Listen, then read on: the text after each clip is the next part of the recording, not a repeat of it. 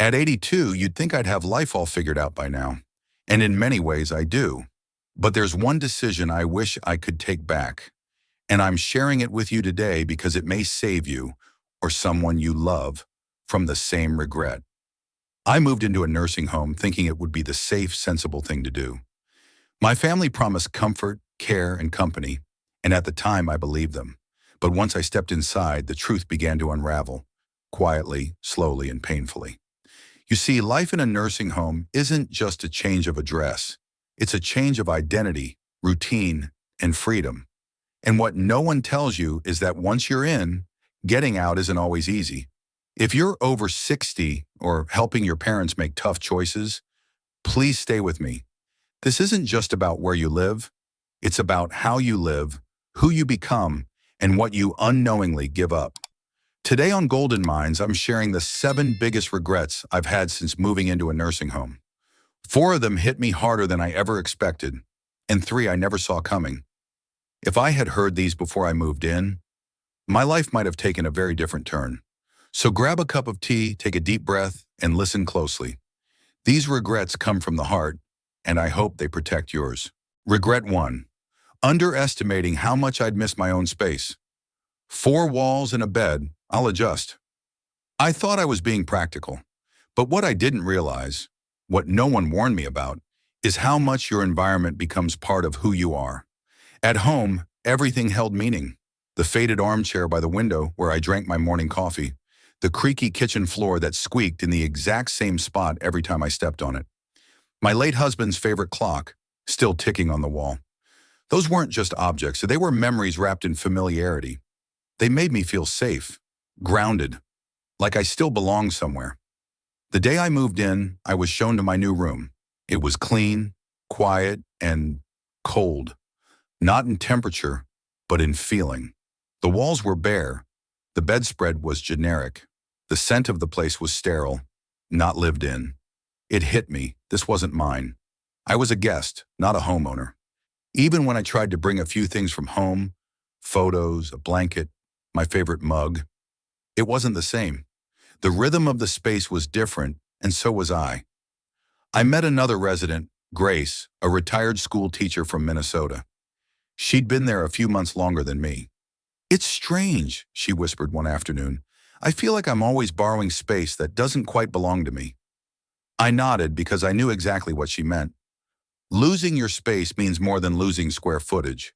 You lose privacy, you lose comfort, and most of all, you lose the quiet dignity that comes from being surrounded by what feels like you. If you're considering a nursing home, ask yourself this: are you ready to give up the sanctuary you've built over a lifetime? Because once you step away from it, no matter how nice the new place is, it may never feel like home again. And home, as it turns out, isn't just a place. It's a feeling, and it's one I didn't know I'd miss so deeply until it was gone. Regret 2. Losing my sense of purpose.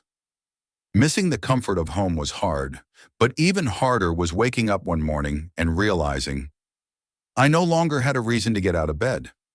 Back in my own house, every day had its little rituals. I'd start the morning by watering the plants on the balcony, tidying the kitchen, and scribbling thoughts in my old notebook over coffee. I had responsibilities, even if they were small, things that kept me engaged, kept me moving, gave the day structure.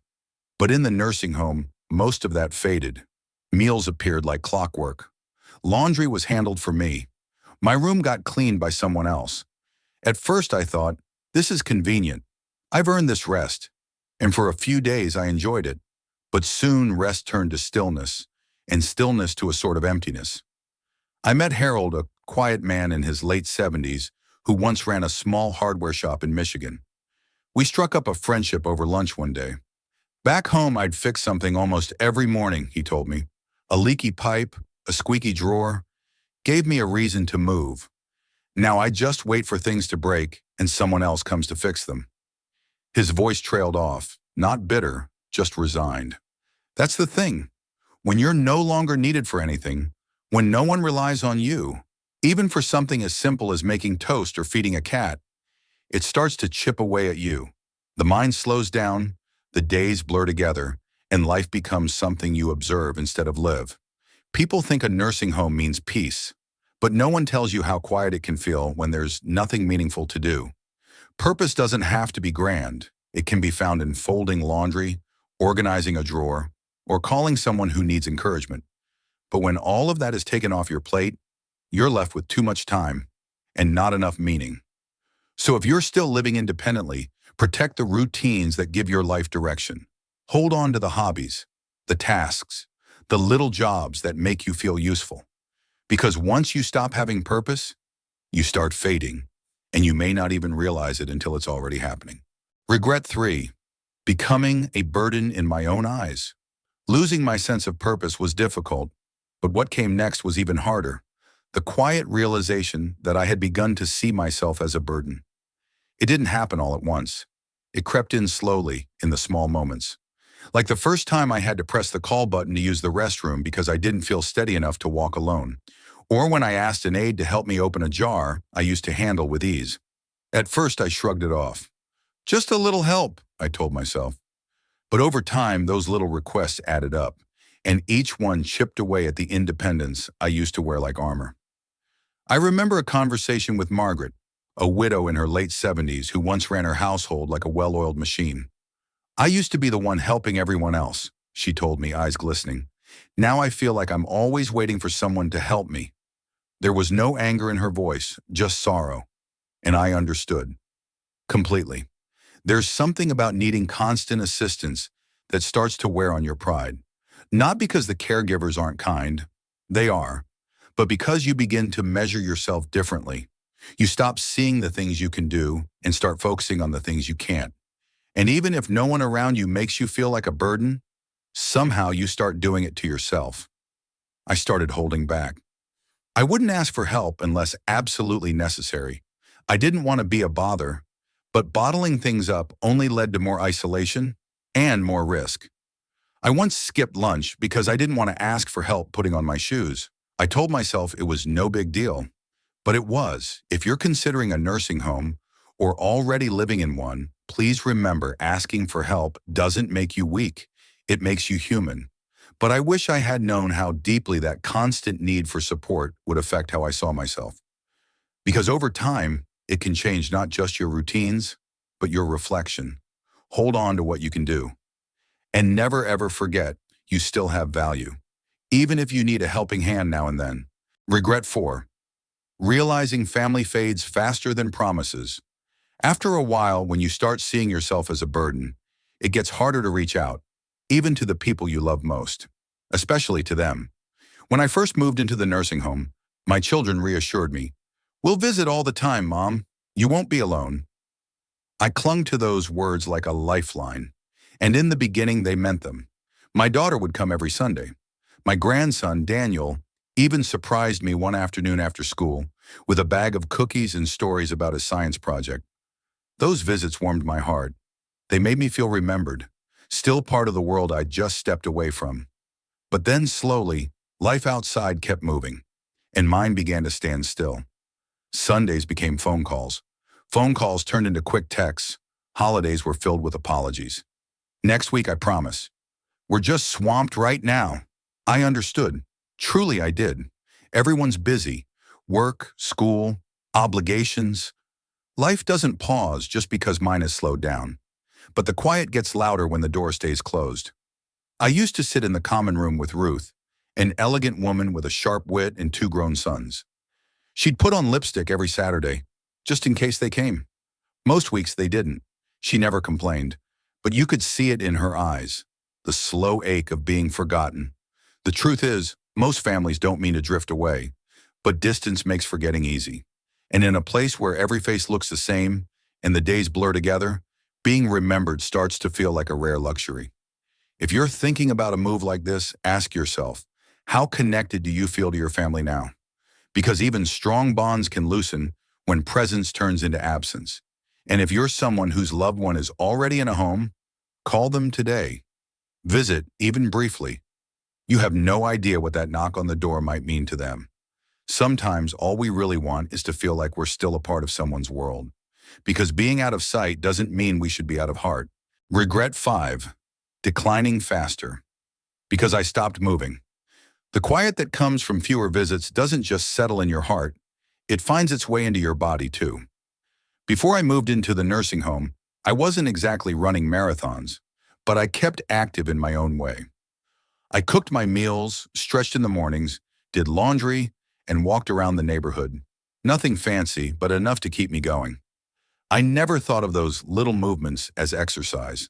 They were just life, and they mattered more than I ever realized. Once I arrived here, everything was designed to make life easier. Meals were delivered. There was no need to stand at the sink or reach for ingredients on a shelf. If I needed something, I could press a button and someone would help. At first, it felt like a luxury. I thought, this is how retirement should be. But ease, I've learned, can sometimes become the enemy of strength. I started sitting more, walking less.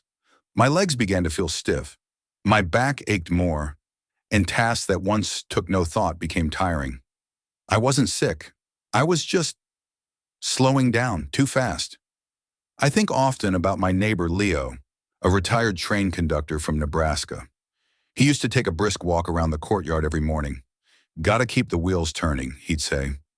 But one rainy week, he skipped his routine, then skipped a few more. Within months, the walk stopped. The walker came out, then the wheelchair. One day he sighed and said, "I didn't think I'd rust this quick." And that's exactly what it feels like rust. If you're still mobile, no matter how little, protect that ability with everything you have. Stand, stretch, walk the halls, move your arms, lift your feet. Because once your body gets used to sitting, it forgets how to stand. Movement isn't just about fitness, it's about freedom. And the more you move, the more you'll hold on to the life you still have left to live. Don't wait for someone to tell you to keep moving. Do it for yourself. Because staying still may be easy, but getting back up is not. Regret 6. Losing my privacy and control. When your body slows down, you start depending on others more. But what I didn't expect was how much I'd have to give up my privacy in the process. Back home, I had my own rhythm. I could close the bathroom door and take my time. I could linger in bed on weekends, shower when I pleased, and eat what I was in the mood for, even if it was just toast and jam at 10 p.m. My space, my timing, my choice. That changes in a nursing home.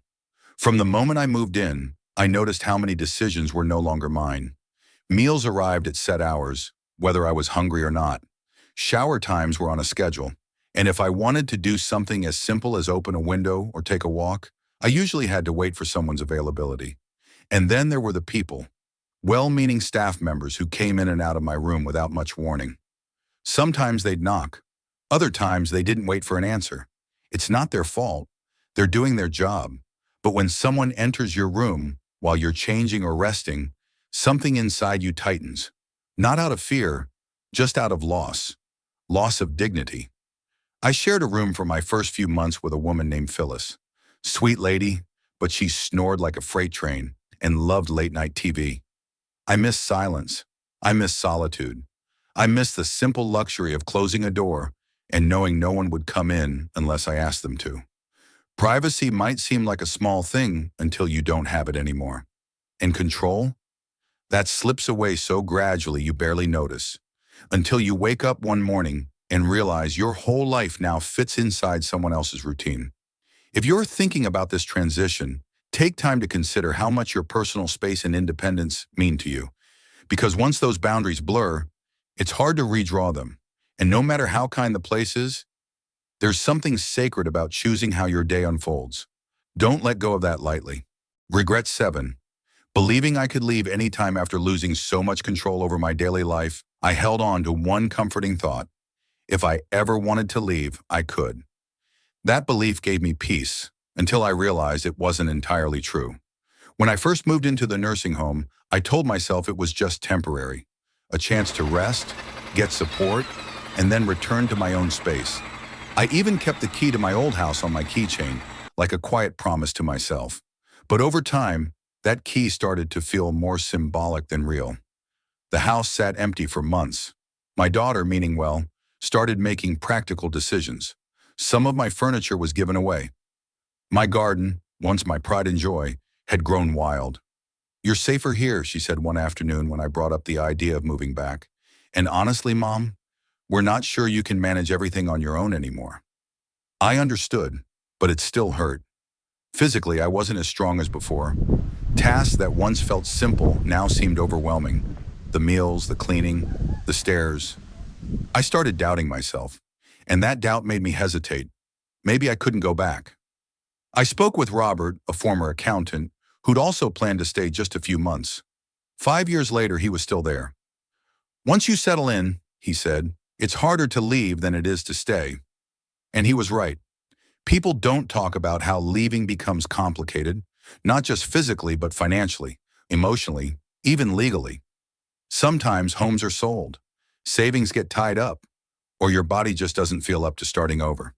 If you're considering a nursing home, don't assume it's a revolving door. For many, it becomes the final chapter, even if that wasn't the plan. Before you make that decision, ask yourself, am I ready for this to be permanent? Because once you step in, the path back home might not be as clear or as simple as you hoped.